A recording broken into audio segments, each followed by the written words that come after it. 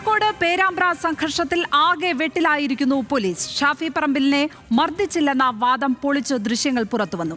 എംപിയെ ലാത്തികൊണ്ട് തല്ലുന്നത് വ്യക്തമായി നമുക്ക് ദൃശ്യങ്ങളിൽ കാണാം. ഷാഫി പറമ്പിൽ ഉൾപ്പെടെ 1000-ലധികം UDF, LDF പ്രവർത്തകർക്കെതിരെ പോലീസ് കേസെടുത്തു. ഷാഫി പറമ്പിലിനെതിരായ പോലീസ് അതിക്രമത്തിൽ ലോക്സഭാ സ്പീക്കർക്ക് കോൺഗ്രസ് പരാതി നൽകിയിരിക്കുകയാണ്. എംപിക്ക് സുരക്ഷ ഏർപ്പെടുത്തേണ്ട പോലീസ് പൊതുജന മധ്യത്തിൽ വെച്ച് മർദ്ദിച്ചു എന്ന് പരാതിയിൽ പറയുന്നു. പോലീസുകാർക്കെതിരെ നടപടിയെടുക്കണമെന്നും കോൺഗ്രസ് ചീഫ് വിപ്പ് കൊടിക്കുന്നിൽ സുരേഷ് ആവശ്യപ്പെട്ടു. എന്നാൽ കോൺഗ്രസ് എത്തിപ്പെട്ടു നിൽക്കുന്ന രാഷ്ട്രീയ പ്രതിസന്ധിയിൽ നിന്നും കരകയറാനുള്ള ഷോയാണ് ഷാഫി നടത്തിയത് എന്നാണ് ഡിവൈഎഫ്ഐയുടെ ആരോപണം. തല്ലിത്തീർക്കുന്നോ പോലീസ് എന്നാണ് ഹോട്ട് ആൻഡ് ടോക്ക് ചോദിക്കുന്നത്. ഡിവൈഎഫ്ഐ സംസ്ഥാന പ്രസിഡന്റ് വി വസീഫ്, ഒപ്പം KSU സംസ്ഥാന പ്രസിഡന്റ് അലോഷി സേവ്യർ എന്നിവരാണ് ചർച്ചയിൽ പങ്കെടുക്കുന്നത്. ആദ്യം വസീഫിലേക്ക് പോയാൽ, വസീഫ്, ഇന്നലെ ഈ ഷാഫി പറമ്പിലിന് മർദ്ദനമേറ്റ് ആ ദൃശ്യങ്ങൾ വന്ന് മാധ്യമങ്ങളിൽ വാർത്ത വന്നതിന് തൊട്ടു പിന്നാലെ താങ്കളിട്ട ഫേസ്ബുക്ക് പോസ്റ്റാണിത്. ഷാഫിക്ക് അതിൻ്റെ തൊട്ടു പിന്നാലെ ഞാൻ കണ്ടതാണിത്. മൂക്കുമായി ആശുപത്രിയിലേക്കല്ല, തോർത്തുമായി ഫോറൻസിക്കിലേക്കാണ് പോകേണ്ടത് എന്നാണ് പറഞ്ഞിരിക്കുന്നത്. അടിച്ചതോ കുത്തിയതോ ആരെങ്കിലും കണ്ടോ? സ്വന്തം റീൽസ് നിർമ്മിക്കാൻ 3-4 ക്യാമറ കൊണ്ട് നടക്കുന്ന നേതാവിനെ ആക്രമിക്കുന്ന വൈകാരിക റീൽസ് ഇതുവരെ ഇറങ്ങിയിട്ടുമില്ല എന്നാണ് പറയുന്നത്. അതായത് ഷാഫിക്ക് മർദ്ദനമേറ്റാൽ അത് ഒരു ഷോ ആയിരിക്കും, നാടകമായിരിക്കും എന്ന് പറയുന്ന ഒരു മുൻവിധിയുടെ അടിസ്ഥാനത്തിലാണ് താങ്കൾ ആ പോസ്റ്റ് ഇട്ടത്. പക്ഷേ അത് ഇതുവരെയും ആ പോസ്റ്റ് പിൻവലിച്ചിട്ടില്ല. ആ പോസ്റ്റിൽ തന്നെ പറഞ്ഞിരിക്കുന്ന കാര്യങ്ങൾ തെറ്റാണെന്ന് വന്നിരിക്കുകയാണ്. ദൃശ്യങ്ങൾ പുറത്തു വന്നു. ഇപ്പോൾ ഇതാ മെഡിക്കൽ ബുള്ളറ്റിനും ഇറങ്ങിക്കഴിഞ്ഞിരിക്കുന്നു. ഇപ്പോഴും ആ പോസ്റ്റ് പിൻവലിക്കാതിരിക്കുന്നത് ഒരു മര്യാദകേടല്ലേ വസീഫ്? ഒന്ന് നമ്മൾ മനസ്സിലാക്കേണ്ടത്, കഴിഞ്ഞ കുറച്ച് നാളുകളായി ഈ പറയുന്ന MP-യുടെ നേതൃത്വത്തിൽ എന്താണ് കേരളത്തിൽ നടക്കുന്നത് എന്നുള്ളതാണ്. ഇതേ പേരാമ്പ്രയിൽ കഴിഞ്ഞ ദിവസം നടന്നത് മാത്രമല്ല, അതിനു മുന്നേ കുറച്ച് ദിവസങ്ങൾക്ക് മുൻപ് ഇതേ പേരാമ്പ്രയിൽ ഇദ്ദേഹത്തിൻ്റെ നേതൃത്വത്തിൽ ഒരു പ്രകടനം നടക്കുന്നു.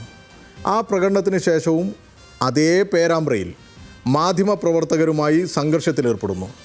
നിങ്ങൾക്ക് തന്നെ നിങ്ങളുടെ പഴയ ന്യൂസൊക്കെ എടുത്തൊന്ന് പരിശോധിച്ചാൽ മനസ്സിലാവും. എന്നിട്ടും ഇദ്ദേഹം പറയുക ഞങ്ങളെ ആക്രമിച്ചു എന്നുള്ള നിലക്ക. വടകരയിൽ ഇതുപോലെ DYFI പ്രവർത്തകർ അദ്ദേഹത്തെ തടഞ്ഞു, അദ്ദേഹത്തെ മർദ്ദിക്കാൻ ശ്രമിച്ചു എന്നൊക്കെ പറഞ്ഞ് ഭയങ്കര ആക്രോശം. എന്തായിരുന്നു അതിൻ്റെയും ഒരു യഥാർത്ഥ വസ്തുത? ബോധപൂർവം പ്രകോപനം സൃഷ്ടിക്കുക എന്നുള്ള അദ്ദേഹത്തിൻ്റെ ഒരു അജണ്ടയാണ് അദ്ദേഹം നടപ്പിലാക്കിക്കൊണ്ടിരുന്നത്. ഇതിൻ്റെയൊക്കെ പിന്നിൽ എന്താ കാരണം? ഇദ്ദേഹവും ഇദ്ദേഹത്തിൻ്റെ പ്രസ്ഥാനവും ഇദ്ദേഹം മാത്രം ഇങ്ങനെ വളർത്തിക്കൊണ്ടുവരുന്ന ഒരു വിഭാഗവും, ആ വിഭാഗത്തെ സംരക്ഷിക്കുന്നതിൻ്റെ പേരിൽ ഇദ്ദേഹത്തിനുണ്ടാകുന്ന വലിയ ഒരു ചീത്തപ്പേരുണ്ട്. അത് കോൺഗ്രസിനകത്തും പുറത്തുമുണ്ട്. അത്യാവശ്യം നല്ല ഡാമേജ് ഉള്ള ഒരു സമയത്ത് എങ്ങനെ കരകയറാം എന്നാലോചിച്ച് നടക്കുന്ന ഒരു ജനപ്രതിനിധിയായി ഇദ്ദേഹം മാറുക. എന്തിനാണ് പ്രമോദ് എന്ന് പറയുന്ന ഞങ്ങളുടെ പഞ്ചായത്ത് പ്രസിഡൻറ്റിനെ അവിടെ ഈ ഫാൻസ് അസോസിയേഷൻകാർ പോയി മർദ്ദിക്കുന്നത്? കോൺഗ്രസിൻ്റെ ഈ ഷാഫിയുടെ ഫാൻസ് അസോസിയേഷൻകാർ പോയി മർദ്ദിക്കുന്നത്? ഹർത്താലിൻ്റെ മറവിൽ പഞ്ചായത്ത് പ്രസിഡൻറ്റിനെ മർദ്ദിച്ചു, അവിടെ പ്രകടനം നടന്നു. ആ പ്രകടനം 100 കണക്കിന് ആളുകൾ പങ്കെടുത്ത പ്രകടനം വളരെ സമാധാനത്തോടു കൂടി അവിടെ അവസാനിപ്പിച്ച് പോലീസ് പറയുന്നിടത്ത് അവസാനിപ്പിച്ച് മാറി നിൽക്കുക. പിന്നാലെ പ്രകടനം വരുന്നു. ആ പ്രകടനം ആർക്കോ വേണ്ടി കാത്തിരിക്കുന്നു.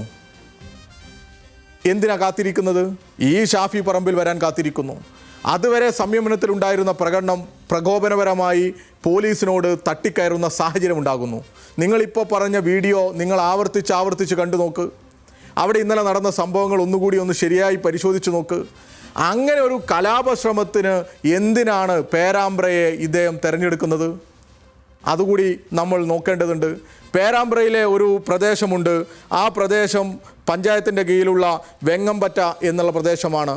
കഴിഞ്ഞ 22-ാം തീയതി അവിടെ ഒരു വീട്, ലൈഫിൻ്റെ പേരിൽ കൊടുത്ത വീട്, ആ പഞ്ചായത്ത് അനുവദിച്ചു കൊടുത്ത് ഗവൺമെൻറ്റിൻ്റെ ഫണ്ട് ഉപയോഗിച്ച് വീടുണ്ടാക്കി വെങ്ങമ്പറ്റയിൽ. ആ വീടിൻ്റെ ഉദ്ഘാടനം അല്ലെങ്കിൽ താക്കോൽ ദാനം ആര് നടത്തുക? ഈ പറയുന്ന മഹാൻ നടത്തുക. അത് നടത്തിയപ്പോൾ ഞങ്ങളുടെ CPM-ൻ്റെ നേതാവ്, പേരാമ്പ്രയിലെ പഞ്ചായത്ത് പ്രസിഡന്റ് അതിനെതിരെ പ്രതിഷേധം അറിയിച്ചു. അവിടെ പൊതുയോഗം നടത്തി. അത്യാവശ്യം നല്ല ഒരു ഡാമേജ് വീണ്ടും ഉണ്ടായി. ജനങ്ങളുടെ ഇടയിൽ അല്പം മോശമായി. പിന്നെ അദ്ദേഹം ഇങ്ങനൊരു അവസരം ഉണ്ടാക്കുകയും ആ അവസരത്തിന് പിന്നാലെ പോവുകയും ചെയ്യും എന്നുള്ളതിൽ എന്താ തർക്കം? എന്തിനാ ഒരു കോളേജ് യൂണിയൻ തെരഞ്ഞെടുപ്പിൽ ഉള്ള ഒരു സംഘർഷത്തെ ഒരു തെരുവിലേക്ക് ഇറക്കി ഹർത്താലിലേക്ക് മാറ്റി ഒരു വലിയ കലാപത്തിലേക്ക് കൊണ്ടുപോകുന്നത്? എന്തിനാ ഒരു നാടിൻ്റെ സമാധാനം ഇങ്ങനെ പ്രയാസത്തിലേക്ക് കൊണ്ടുപോകുന്നത്? അവിടെ എല്ലാ രാഷ്ട്രീയ പ്രവർത്തകരും നല്ല രീതിയിൽ സൗഹാർദ്ദത്തോടു കൂടി ജീവിക്കുന്ന ഒരു അന്തരീക്ഷമല്ലേ ഞങ്ങളുടെ കോഴിക്കോട്? അവിടെ എന്തിനാ ഇങ്ങനെ ഒരു അന്തരീക്ഷത്തിലേക്ക്, വീണ്ടും ഒരു കലാപശ്രമത്തിലേക്ക്, വലിയൊരു കലുഷിതമായ അന്തരീക്ഷത്തിലേക്ക് ഇതിനെ കൊണ്ടുപോകുന്നത്? കോഴിക്കോട് ജില്ലയിൽ അവിടെ മാത്രമാണോ കോളേജ് യൂണിയൻ തെരഞ്ഞെടുപ്പ് നടന്നത്? ഞങ്ങൾ തോൽക്കുകയും ഞങ്ങൾ ജയിക്കുകയും ഒക്കെ ചെയ്ത ക്യാമ്പസുകളില്ലേ അവിടെ? Kunnamangalam government college, Kodanchery government college, Kozhikode Malabar Christian college എന്ന പ്രധാനപ്പെട്ട ക്യാമ്പസുകൾ കഴിഞ്ഞ തവണ UDSF ജയിച്ചതാണ്. അവിടെ ഇത്തവണ ഞങ്ങൾ ജയിച്ചു, SFI ജയിച്ചു. ആ ജയിച്ചതിൻ്റെ പേരിലൊക്കെ അവിടെ നല്ല പ്രകടനങ്ങളും ആഘോഷവും ഒക്കെ നടക്കുന്നുണ്ട്. എന്നാൽ ചില കോളേജുകളിൽ 1-2 സീറ്റ് ഞങ്ങൾക്ക് നടക്കുന്നത് വളരെ സ്വാഭാവികമാണ്. അത്തരം പ്രകടനങ്ങളിൽ ചെറിയ തോതിൽ സംഘർഷം നടക്കുന്നത് സ്വാഭാവികമാണ്. അവിടേക്ക് ജനപ്രതിനിധികൾ എത്തിച്ചേരുന്നത് സ്വാഭാവികമാണ്. പക്ഷേ അപ്പോഴൊന്നും പോലീസ് ഈ ജനപ്രതിനിധികളെ ഈ വിധത്തിൽ കൈകാര്യം ചെയ്യാറില്ല വസീഫ്. അത് പരിശോധിച്ചാൽ പരിശോധിച്ചാൽ മനസ്സിലാകും. ഒരു ഈ വിധത്തിൽ കയ്യേറ്റം ചെയ്യാൻ അവിടെ എന്താണ് സംഭവിച്ചത്? ഞാൻ പറയട്ടെ, നിങ്ങളെ ആ വീഡിയോ ഒന്നുകൂടി നന്നായിട്ട് കാണണം. എന്നിട്ട് പ്രേക്ഷകർക്കൊക്കെ കാണിച്ചു കൊടുക്കണം. അതിനു മാത്രമുള്ള ഒരു ലാത്തി ചാർജ് അവിടെ നടന്നിട്ടുണ്ടോ? ഒരു പോലീസ് അതിക്രമം നടന്നിട്ടുണ്ടോ? ഞങ്ങളുടെ സമരത്തിന് നേരെ വെടിവെച്ച പോലീസ് ഉണ്ടായിരുന്നു കേരളത്തിൽ. മറന്നുപോയോ നിങ്ങൾ? ഞങ്ങളൊക്കെ SFI ആയിരിക്കുന്ന സമയത്ത് കോഴിക്കോട് നിർമ്മൽ മാധവൻ എന്ന് പറയുന്ന ഒരു വിദ്യാർത്ഥിയെ അനധികൃതമായി കേരളത്തിൻ്റെ അന്നത്തെ മുഖ്യമന്ത്രി ഉമ്മൻചാണ്ടി പ്രവേശിപ്പിക്കാൻ തീരുമാനിച്ചത്. അന്ന് ഞങ്ങൾ അതിനെ തടഞ്ഞു, ഗേറ്റിലേക്ക് മാർച്ച് നടത്തി. ആ സമരത്തിന് നേരെ വെടിവെച്ചിട്ടുണ്ട് കേരളത്തിൽ. ക്രൂരമായി ലാത്തിച്ചാർജ് നടത്തിയിട്ടുണ്ട്. ഏത് ലാത്തിച്ചാർജും എടുത്തോ നിങ്ങൾ. കേരളത്തിൽ നടന്ന പോലീസ് ലാത്തിച്ചാർജുകളുടെ വിഷൽ ഒന്ന് പരിശോധിക്ക്. ഈ വിഷലും എടുത്ത് പരിശോധിക്ക്. ഈ വിഷൽ അങ്ങനെ ഒരു ലാത്തിച്ചാർജ് എന്ന് പറയത്തക്ക തരത്തിലുള്ള ലാത്തിച്ചാർജ് ഉണ്ടായിട്ടുണ്ടോ? ഒരു ഉന്തും നീക്കും നടന്നിട്ടുണ്ട്. പാലം തകർന്നു പോകുന്നത്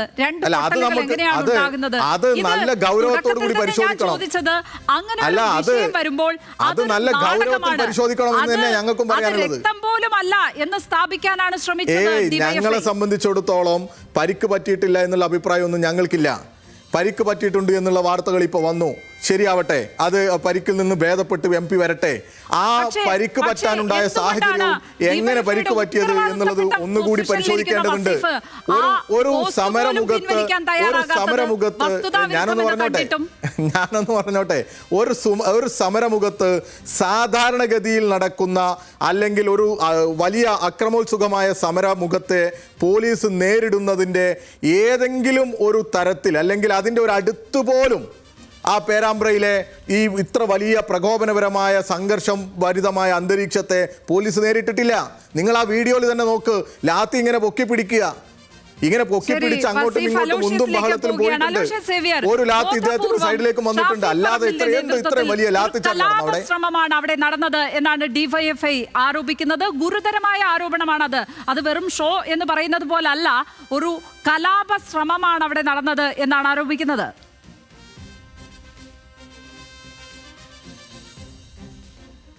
സൈബർ ഇടങ്ങളിൽ CPM സഖാക്കൾ കഴിഞ്ഞ കുറേയേറെ ദിവസങ്ങളായി അല്ലെങ്കിൽ ഇങ്ങനെ ഓരോരോ പ്രശ്നങ്ങൾ ഉണ്ടാകുമ്പോൾ ഇറക്കുന്ന ആ ക്യാപ്സ്യൂളിൻ്റെ നിലവാരത്തിലേക്ക് മാത്രം DYFIയുടെ സംസ്ഥാന പ്രസിഡൻ്റെ ഓരോ വാചകങ്ങളും പോകുന്നതിൽ വലിയ അതിശയോക്തിയൊന്നുമില്ല. നമുക്കറിയാം, ഈ ഷാഫി പറമ്പിൽ MPക്കെതിരെ ഇന്നലെ ഉണ്ടായ അതിക്രമം എന്ന് പറയുന്നത് അത് വലിയ രീതിയിൽ കഴിഞ്ഞ 1-2 ആഴ്ചകളായി കേരളത്തിലെ സർക്കാർ ഒരു പ്രതിസന്ധിയിലായിരിക്കുകയാണ്. അമ്പലം വിഴുങ്ങികളായ സർക്കാർ, അല്ലെങ്കിൽ അയ്യപ്പൻ്റെ സ്വർണം കട്ടെടുത്ത ആളുകൾ, അല്ലെങ്കിൽ അത് പ്രതിക്കൂട്ടിൽ നിൽക്കുമ്പോൾ വലിയ രീതിയിലേക്ക് പൊതുസമൂഹത്തിൻ്റെ മുൻപിൽ ആക്ഷേപം നേരിട്ടുകൊണ്ട് മുന്നോട്ട് പോകുമ്പോൾ ആ ജാള്യതയെല്ലാം മറക്കാൻ വേണ്ടിയിട്ട് ആസൂത്രിതമായിട്ടുള്ള അതിക്രമങ്ങൾ, പോലീസ് നരനായാട്ട്, SFIയുടെ നേതൃത്വത്തിലുള്ള അതിക്രമങ്ങളെല്ലാം സംസ്ഥാനത്ത് അഴിച്ചുവിടാൻ മുഖ്യമന്ത്രി പിണറായി വിജയൻ്റെ ഓഫീസ് കേന്ദ്രീകരിച്ചുകൊണ്ട് വലിയ രീതിയിലേക്കുള്ള ഗൂഢാലോചന നടക്കുകയാണ്. അത് തന്നെയാണ് ഞങ്ങളുടെ നേതാക്കന്മാർ നിരന്തരമായി കഴിഞ്ഞ ദിവസങ്ങളിലെല്ലാം പറഞ്ഞുകൊണ്ടിരിക്കുന്നത്. ഇവിടെ നമുക്കറിയാം, സ്വാഭാവികമായും കാലിക്കറ്റ് യൂണിവേഴ്സിറ്റിയുടെ കീഴിലെ കോളേജ് യൂണിയൻ തെരഞ്ഞെടുപ്പ് നടക്കുന്നു. സ്വാഭാവികമായും 10-40 വർഷക്കാലം SFI അടക്കി ഭരിച്ചിരിക്കുന്ന CKG കോളേജ്, ഞങ്ങളുടെ ധീര രക്തസാക്ഷി അറക്കൽ സിജുവിൻ്റെ കോളേജിൽ SFIക്ക് യൂണിയൻ ചെയർമാൻ സ്ഥാനം നഷ്ടപ്പെടുകയാണ്. UDSFിൻ്റെ നേതാവ് അവിടെ ചെയർമാൻ സ്ഥാനത്തേക്ക് വിജയിച്ചു കയറുന്നു. അപ്പോൾ സ്വാഭാവികമായിട്ടും ഈ ഒരു ചെറിയ പല ക്യാമ്പസുകളിലും സംഘർഷങ്ങൾ, ചെറുതും വലുതുമായിട്ടുള്ള സംഘർഷങ്ങളെല്ലാം ഉണ്ടാകുന്നുണ്ടെങ്കിലും ഈ സംഘർഷത്തെ അത് വലിയ രീതിയിലേക്ക് മുന്നോട്ട് പോകണമെന്നൊരു അജണ്ട നിശ്ചയിച്ചുകൊണ്ട് അവിടെ മുന്നോട്ട് പോവുകയാണ്. തലേ ദിവസം വിജയാഹ്ലാദ പ്രകടനത്തിൻ്റെ എല്ലാം ഭാഗമായി അവിടെ വലിയ രീതിയിലേക്കുള്ള പോലീസ് ലാത്തിചാർജ് ഉണ്ടാകുന്നു, ഗ്രനേഡുകൾ ഉപയോഗിക്കുന്നു, കണ്ണീർ വാതകങ്ങൾ പ്രയോഗിക്കുന്നു.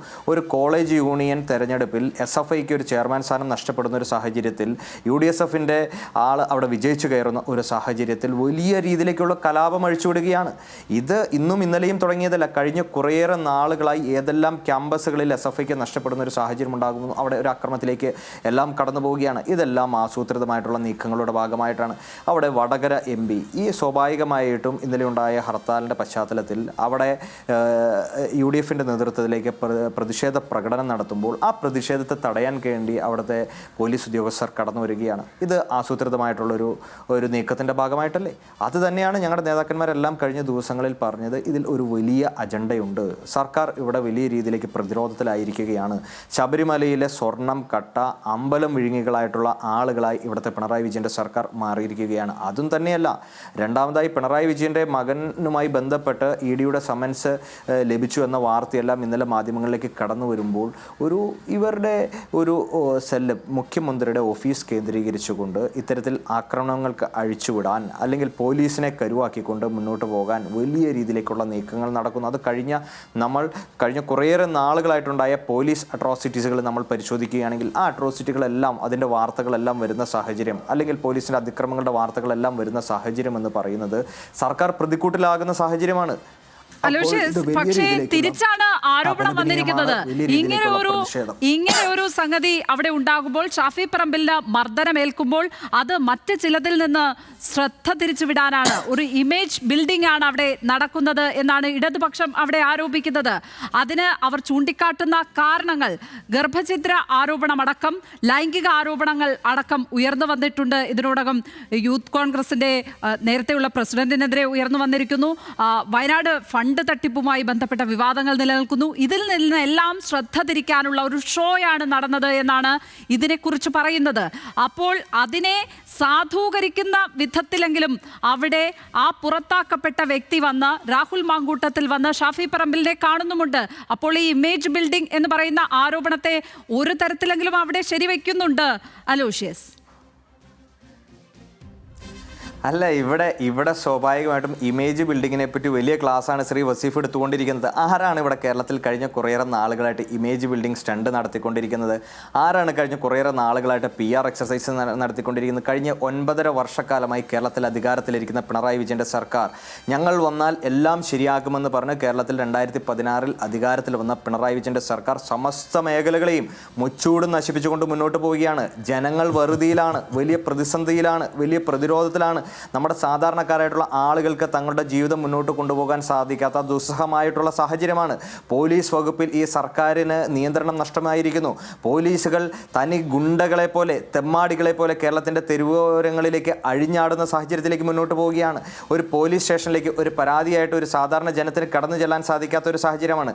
ഈ സാഹചര്യങ്ങളിലെല്ലാം വലിയ PR എക്സർസൈസുകൾ നടത്തി അല്ലെങ്കിൽ സർക്കാരിൻ്റെ ഒരു മുഖം മിനുക്കുന്നതിന് വേണ്ടിയിട്ട് വലിയ ശ്രമങ്ങൾ നടത്തുന്നു. അപ്പോൾ സ്വാഭാവികമായിട്ടും ശ്രീ വസീഫ് ഇതേപോലെയുള്ള PR ക്ലാസ്സുകളെ പറ്റിയും എല്ലാം വലിയ വാ തോരാതെ സംസാരിക്കുന്നതിൽ വലിയ അതിശയമൊന്നും എനിക്ക് തോന്നുന്നില്ല. അപ്പോൾ ഞാൻ പറഞ്ഞു വയ്ക്കാൻ ആഗ്രഹിക്കുന്നത് വലിയ രീതിയിലേക്ക് ഈ സർക്കാർ പ്രതിസന്ധിയിലായിരിക്കുകയാണ്.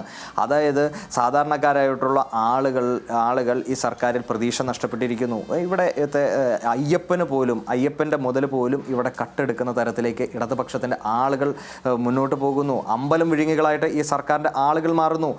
ഒരു വലിയ രീതിയിലേക്ക് നിയമസഭയിലെല്ലാം കഴിഞ്ഞ ദിവസങ്ങളിൽ നമ്മൾ കണ്ടതാണ്. കേരളത്തിൻ്റെ പൊതുസമൂഹത്തിൻ്റെ രോക്ഷം എല്ലാ ഇടങ്ങളിലും ആളിക്കത്തുകയാണ്.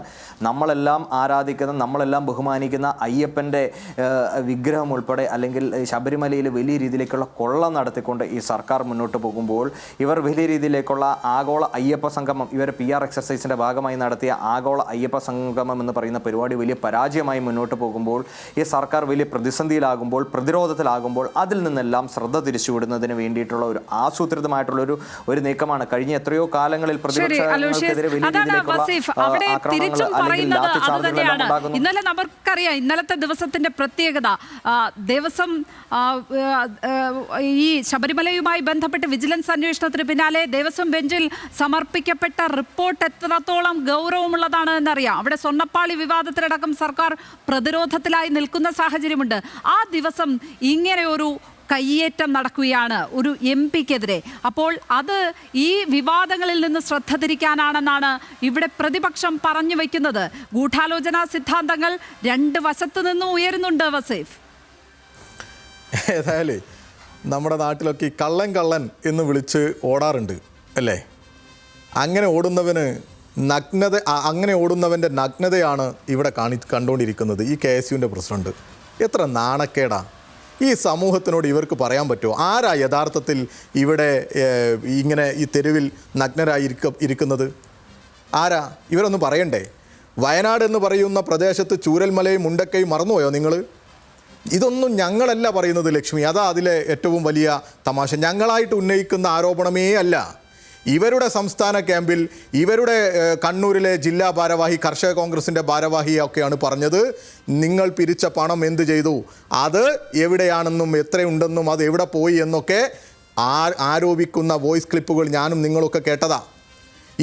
ഇപ്പോൾ പുറത്താക്കപ്പെട്ട ഇതുവരെ ഒളിവിലിരുന്ന യൂത്ത് കോൺഗ്രസിൻ്റെ സംസ്ഥാന പ്രസിഡന്റ് ഇപ്പോഴാണല്ലോ ചില അവസരം കിട്ടിയപ്പോൾ കയറി വരുന്നത്.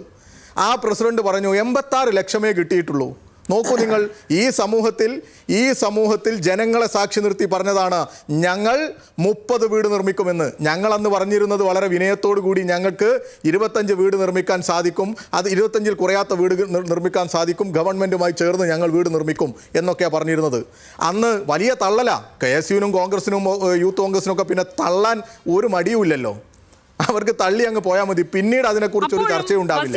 ഞാനൊന്ന് പറഞ്ഞോട്ടെ ലക്ഷ്മി, ഈ അലോഷ്യസ് പരീക്ഷയ്ക്ക് അല്ല, ഞാനൊന്ന് പറഞ്ഞോട്ടെ, ഇപ്പോൾ അതിൽ നിന്ന് ശ്രദ്ധ തിരിക്കാനാണ് എന്ന് നിങ്ങൾ പറയുകയാണെങ്കിൽ കൂടിയും അവിടെ ലക്ഷ്മി ഞാൻ പറഞ്ഞോട്ടെ, ഇവിടെ അലോഷ്യസ് സംസാരിക്കുമ്പോൾ ഒരിക്കൽ പോലും നിങ്ങൾ ഇടപെട്ടിട്ടില്ല. അതങ്ങനെ ആവട്ടെ. ഞാനൊന്ന് പറഞ്ഞോട്ടെ, ഇനി ഞാൻ പറഞ്ഞു കഴിഞ്ഞിട്ട് നിങ്ങൾ പൂർത്തീകരിക്കുക. ഇവിടെ ഈ വയനാട് ഫണ്ട് ഇവരെന്ത് ചെയ്തു? ചോദ്യങ്ങൾ ഉന്നയിച്ചില്ലേ? ഈ സമൂഹത്തിൽ കോൺഗ്രസിനകത്ത് നിന്ന് തന്നെ ചോദ്യങ്ങൾ വന്നില്ലേ? അതിന് മറുപടി പറയണ്ടേ? അതിന് മറുപടി പറയാൻ ഇവർക്ക് സാധിക്കുന്നില്ല. പിന്നീട് എന്താ പ്രശ്നം? ഗർഭചിത്രം ഇവിടെ ആരാ ഉന്നയിച്ചത്? ഞങ്ങളാണോ? VD സതീശൻ എന്ന് പറയുന്ന ഇവരുടെ പ്രതിപക്ഷ നേതാവിൻ്റെ അടുത്ത് പോയി വളരെ പ്രയാസത്തോടു കൂടി പരാതി പറഞ്ഞില്ലേ? ആ പരാതികളൊക്കെ പുറത്തു വന്നില്ലേ? ഇവിടെ പകൽ പോലെ വ്യക്തമായില്ലേ? ഇന്നും കേരളത്തിൻ്റെ പോലീസിനെയൊക്കെ ആക്ഷേപിക്കാൻ മോശപ്പെട്ട പദപ്രയോഗം ഉപയോഗിക്കുന്ന ആളുകൾ, ഇപ്പോൾ വലിയ മാന്യത ചമയുന്ന ആളിപ്പോൾ ഫേസ്ബുക്കിലിട്ട പോസ്റ്റൊക്കെ നമ്മൾ കണ്ടു. KSUവിൻ്റെ സംസ്ഥാന പ്രസിഡന്റ്. അതൊന്നും അവരുടെ സംസ്കാരത്തിൽ അങ്ങ് പോകട്ടെ. കേരളത്തിലെ മുഖ്യമന്ത്രിയൊക്കെ എന്ത് പേരിട്ടാണ് വിളിച്ചതെന്നൊക്കെ അത് അവരുടെ സംസ്കാരം. KSU ആണല്ലോ, നടക്കട്ടെ. അപ്പോൾ ഇവർ ഒരു വാക്കുകൊണ്ടെങ്കിലും പറഞ്ഞോ അത് തെറ്റാണ്, എൻ്റെ ശബ്ദമല്ല, ഞാൻ ചെയ്യാത്ത കാര്യമാണ്, അല്ലെങ്കിൽ ഈ പറയുന്ന ഇന്നിപ്പോൾ ചർച്ചയിലിരിക്കുന്ന കോൺഗ്രസിനെയും ഈ പറയുന്നവരെയൊക്കെ ന്യായീകരിക്കാൻ വിധിക്കപ്പെട്ട് ഇവിടെ വന്നിരിക്കുന്ന ആൾ പറഞ്ഞോ ഇത് ഞങ്ങളുടെ നേതാവിനെ ഇതാണ് ചതിയിൽപ്പെടുത്താൻ വേണ്ടി ഉപയോഗിച്ച ഒരു വീഡിയോ ക്ലിപ്പാണ്, വോയിസ് ക്ലിപ്പാണ്, അതിൻ്റെ ചാറ്റാണ് എന്നൊക്കെ ഇവർ പറഞ്ഞോ? പറഞ്ഞില്ലല്ലോ, എവിടെയും പറഞ്ഞിട്ടില്ല. അതവിടെ ഇരിക്കട്ടെ. അദ്ദേഹത്തിന് പുറത്തിറങ്ങാനുള്ള ഒരവസരമായി ഇത് മാറിയില്ലേ? പുറത്തിറങ്ങാനുള്ള അവസരമായി മാറിയില്ലേ? പിന്നെ ഇദ്ദേഹം പറയാണ് കേരളത്തിലെ അല്ല, ഞാൻ പറഞ്ഞോട്ടെ, CKG കോളേജിൽ അല്ല, ഞാനതൊന്നും പറഞ്ഞോട്ടെ, CKG കോളേജിൽ എന്താ സംഭവിച്ചത്? അവിടെ ഞങ്ങൾ സ്ഥിരമായി ജയിക്കുന്നതാ, തർക്കമൊന്നുമില്ല. ഇത്തവണയും യൂണിയൻ ആർക്കാ? അലോഷ്യസ് പറ, യൂണിയൻ ആർക്കാ? SFIക്കാ? ഒരു തർക്കവും വേണ്ട, SFIക്കാ. ഏത് കോളേജിൽ പഠിച്ചവർക്കറിയാം, തുടർച്ചയായി ജയിക്കുന്ന സമയത്ത് 1-2 സീറ്റൊക്കെ തോൽക്കുകയും അടുത്ത തെരഞ്ഞെടുപ്പിൽ അത് ജയിക്കുകയും ഒക്കെ ചെയ്യും. 1-2 സീറ്റുകളിൽ. ഇവിടെ ഒറ്റ സീറ്റിൽ ഞങ്ങൾ തോറ്റു, അതിനെന്താ പ്രശ്നം? അല്ലെങ്കിൽ SFI തോറ്റു. ഇവിടെ അതാ ക്രിസ്ത്യൻ കോളേജ്, ഞാൻ പറഞ്ഞല്ലോ, മലബാർ ക്രിസ്ത്യൻ കോളേജിൽ കഴിഞ്ഞ തവണ UDSF ജയിച്ചതാ, ഞങ്ങൾ ജയിച്ചു. കുന്നമംഗലം ഗവൺമെൻറ് കോളേജിൽ അമ്പേ പരാജയപ്പെട്ടു. ആര്? KSU യും MSFും ഫ്രട്ടേണിറ്റിയും അടങ്ങുന്ന സംഘം. ജമാഅത്തെ ഇസ്ലാമി വരെ കൂട്ടുപിടിച്ചിട്ടാണ് ഈ പറയുന്ന പേരാമ്പ്രയും എല്ലായിടത്തും മത്സരിച്ചത്. പിന്നെ ഞാൻ പറഞ്ഞോട്ടെ അവർ പറഞ്ഞതിനൊന്നും ഞാൻ ഇടപെട്ടില്ലല്ലോ. ഞാനൊന്ന് പറഞ്ഞോട്ടെ. പിന്നെ ഇവർ പറയാ PR. എടോ, PR-ന് പണം കൊടുക്കാതെ ഇറങ്ങിപ്പോയ ഗവൺമെന്റ് ആയിരുന്നു ഉമ്മൻചാണ്ടിയുടെ ഗവൺമെന്റ്. ഓർമ്മയില്ലേ നിങ്ങൾക്ക്? 50-51 കോടി രൂപ പരസ്യ ഇനത്തിൽ കൊടുക്കാൻ ബാക്കിയാക്കിയിട്ട് അത് കൊടുത്തു തീർത്ത ഗവൺമെന്റാണ് കേരളത്തിലെ പിണറായി വിജയന്റെ ഗവൺമെന്റ്. അതാ സാഹചര്യം. പിന്നെ നിങ്ങളുടെ ഗവൺമെന്റിനെ കുറിച്ച് പറഞ്ഞു. നിങ്ങൾ ഈ അമ്പലം വിഴുങ്ങികൾ ആരാ ഇവിടെ കള്ളന്മാർ? നിങ്ങളുടെ മല്ലേലി ശ്രീധരൻ നായർ ആരായിരുന്നു എന്ന് ഓർമ്മയില്ലേ നിങ്ങൾക്ക്? നിങ്ങളുടെ KPCC-യുടെ എക്സിക്യൂട്ടീവ് അംഗമായിരുന്നില്ലേ പത്തനംതിട്ടക്കാരൻ? അദ്ദേഹമായിരുന്നു നിങ്ങളുടെ ഉമ്മൻചാണ്ടിക്കെതിരെ പരാതി കൊടുത്തത്. ഇതെല്ലാം നിങ്ങൾ തന്നെയാണ് പുറത്തു കൊണ്ടുവരുന്നത്. നിങ്ങൾക്കുള്ളിൽ അഴിമതിയും നിങ്ങളുടെ കള്ളത്തരവും എല്ലാം പുറത്തു കൊണ്ടുവന്ന് ഈ സമൂഹ മധ്യത്തിലേക്ക് കൊണ്ടുവരുന്ന നിങ്ങളാ. നിങ്ങളുടെ ഇപ്പോൾ അടൂർ പ്രകാശിനെതിരെയുള്ള വിജിലൻസ് കേസ് ഓർമ്മയില്ലേ നിങ്ങൾക്ക്? റേഷൻ കട അനുവദിക്കുന്നതിന് 25 ലക്ഷമോ മറ്റോ വാങ്ങി. അതിൻ്റെയും പരാതിക്കാരാരാ? KPCC സെക്രട്ടറി ആയിരുന്നില്ലേ? ഇതൊക്കെയാണ് നാട്ടിൽ നടക്കുന്നത്. നിങ്ങൾക്കൊരാക്ഷേപവും ഉന്നയിക്കാനില്ല. എന്നിട്ട് നിങ്ങളുടെ ചില വക്കീലന്മാരുടെ കുപ്പായം ഇട്ട് നടക്കുന്ന ആളുകൾ മുഖ്യമന്ത്രിയെയും കുടുംബത്തെയും എല്ലാം കരിവാരി തേക്കാൻ ഇങ്ങനെ കോടതികളൊക്കെ കയറി നിരങ്ങുക. എന്നിട്ട് ഞങ്ങളെക്കൊള്ള പറയുക. കോടതി തന്നെ പറഞ്ഞില്ലേ, ചരിത്രത്തിൽ ആദ്യമായിട്ടായിരിക്കില്ലേ ഞാൻ ഇങ്ങനെ ഒരു MLA-യോട് ഒരു കോടതി പറയുന്നു, അതും ഇന്ത്യയിലെ പരമോന്നത കോടതി, ഫൈൻ വിളിക്കണോ എന്നാ ചോദിച്ചത്. 10 ലക്ഷം രൂപ ഫൈൻ വിളിക്കണോ എന്ന്. കോടതി നടപടിക്രമങ്ങൾ അറിയില്ലേ എന്നൊക്കെ ചോദിച്ച് ആട്ടി വിട്ടു.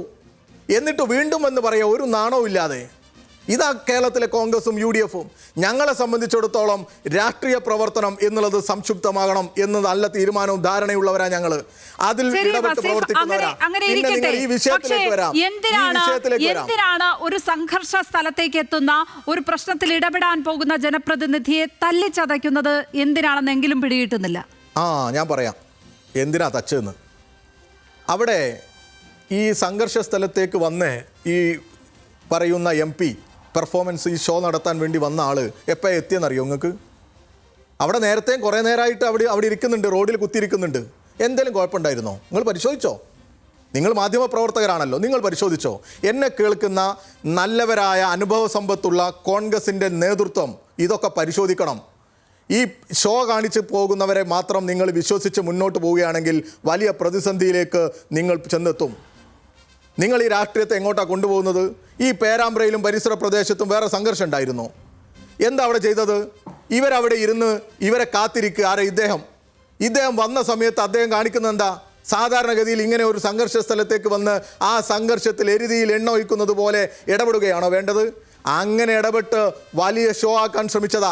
അതിനിടയിലുള്ള ഉന്തും നീക്കലുമാണ് അദ്ദേഹത്തിന് പരിക്ക് പറ്റിയത് എന്നാണ് ഇപ്പോൾ നിങ്ങൾ കാണിക്കുന്ന വിഷയം അടിസ്ഥാനത്തിൽ വരുന്നത്. പക്ഷെ ഒരു കാര്യമായ ലാത്തി ചാർജ് ഒന്നും അവിടെ ആ സമയത്ത് നടന്നതായിട്ടുള്ള ഒരു ദൃശ്യവും ഇല്ല. എന്നാൽ ഇവർ ആക്രോശിക്കുന്നുണ്ട്, ഇവർ ആക്രോശിക്കുന്നുണ്ട്. നിങ്ങൾ വെറുതെ നിങ്ങളുടെ ഫയലിൽ ഞാനും ഇരുന്ന് കാണാം. നിങ്ങളുടെ ഫയലിൽ വെറുതെ ഒന്ന് സെർച്ച് ചെയ്തിട്ട് ലാത്തി ചാർജ് അടിച്ചു നോക്ക്, കേരള പോലീസ് ലാത്തി ചാർജ്. അപ്പോൾ കാണാം എങ്ങനെയാണ് ലാത്തി ചാർജ് എന്ന്. അങ്ങനെ എന്തെങ്കിലും ലാത്തി ചാർജ് തെരഞ്ഞു പിടിച്ച് ഈ പറയുന്ന MP ആക്രമിച്ചിട്ടില്ല. MP-യും DCC നേതാക്കന്മാരും എല്ലാം കൂടി കൂട്ടം ചേർന്ന് എന്തോ ഒരു അജണ്ടയുടെ ഭാഗമായി ചെന്നത് തന്നെയാണ് പേരാമ്പ്രയിലേക്ക്. ഒരു നാട്ടിലാകെ കലാപമുണ്ടാക്കാൻ, അവിടെ പ്രതിസന്ധി ഉണ്ടാക്കാൻ, പ്രയാസമുണ്ടാക്കാൻ, ആ നാടിൻ്റെ സ്വൈരജീവിതം ഇല്ലാതാക്കാൻ ബോധപൂർവമായ ശ്രമം. അദ്ദേഹത്തിന് അവിടെയുള്ള പഞ്ചായത്ത് പ്രസിഡന്റ്, ഞങ്ങളുടെ പഞ്ചായത്ത് പ്രസിഡന്റിനോട് ഞാനൊന്ന് പറഞ്ഞോട്ടെ, നിങ്ങൾ ചോദിക്ക്. അല്ല,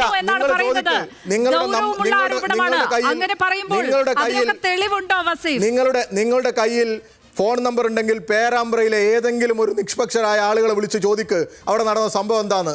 എന്തിനാണ് ഞങ്ങളുടെ പഞ്ചായത്ത് പ്രസിഡന്റിനെ ആക്രമിക്കാൻ ആളെ വിട്ടത്? ഈ ഷാഫി പറമ്പിൽ എന്തിനാ ആളെ വിട്ടത്?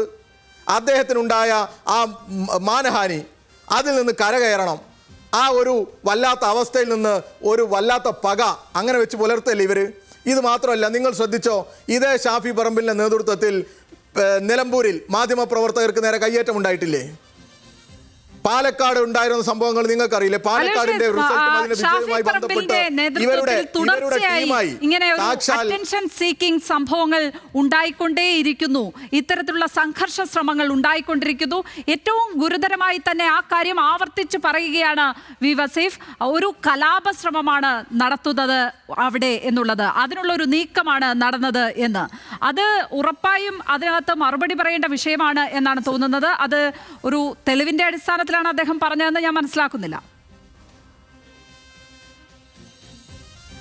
ശ്രീമതി ലക്ഷ്മി, ഈ വിഷയവുമായി ബന്ധപ്പെട്ട് വസീഫ് ഈ ചർച്ചയുടെ തുടക്കത്തിൽ തന്നെ വസീഫ് ഇന്നലെ ഫേസ്ബുക്കിലിട്ടൊരു പോസ്റ്റുമായി ബന്ധപ്പെട്ട് അത് താങ്കൾ വായിച്ചു കേൾപ്പിച്ചു. അത് ഇത്ര സമയം കഴിഞ്ഞതിന് ശേഷം, ഏകദേശം 10-20 മണിക്കൂർ കഴിഞ്ഞതിന് ശേഷവും അതിനെ തള്ളിപ്പറയാൻ, അല്ലെങ്കിൽ എനിക്ക് തെറ്റുപറ്റി, എനിക്ക് പിശക് പറ്റി എന്ന് പോലും വസീഫ് പറയുന്നില്ല. കാരണം വസീഫ് ഇന്നലെ പറഞ്ഞത് എന്താണ്?